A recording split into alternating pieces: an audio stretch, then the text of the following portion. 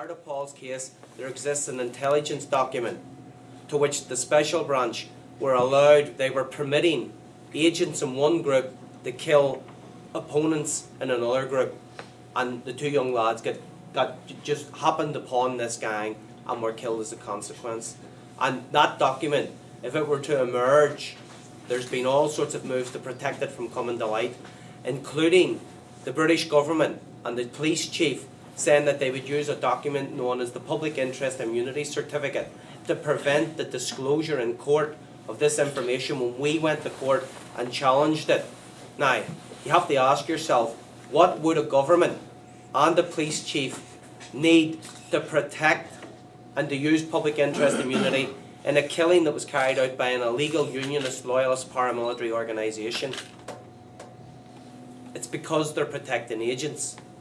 And there was a senior person killed 4 weeks prior to Paul's son's killing. A senior person in Mid-Ulster called Richard Jemison, a commander in the UVF. And he was a commander in the UVF, and he too carried an illegally held gun. He owned a construction firm that did contract work for the British government.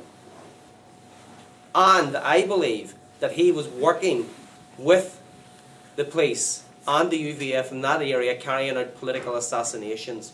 And therefore, when he was killed by rival breakaway loyalists, the police then permitted that organisation to take retaliation. But it went wrong. And this is the type of stuff that's happening in the north.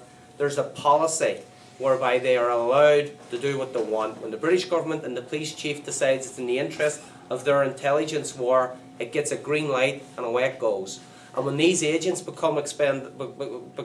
have served their usefulness, their currency is done, they too are expendable. And that's what's happening as well. They're killing each other, using agents to kill other agents off and to try and cover their tracks. And that's what's happening.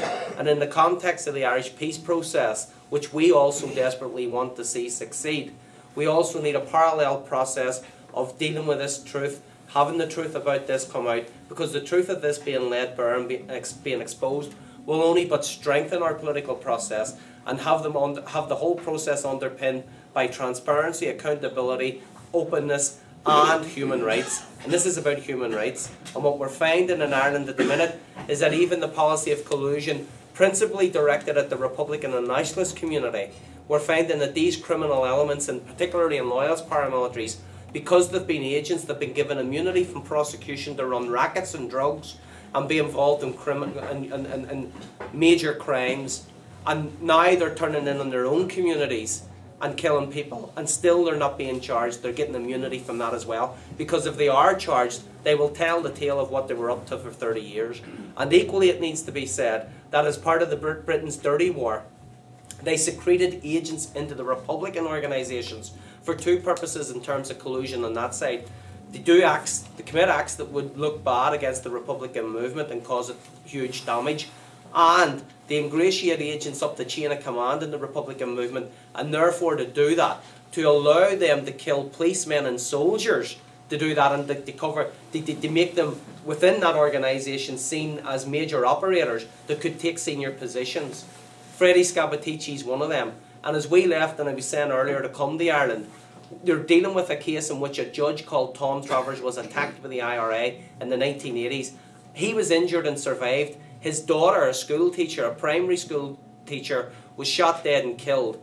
It's now common knowledge that two people involved in that were working for the special branch. The British government were even prepared to let a judge be killed to protect IRA agents. So what we need to deal with in the context of the Irish peace process is to have the truth laid bare for society, but particularly for the families, and for justice and accountability to come out. It needs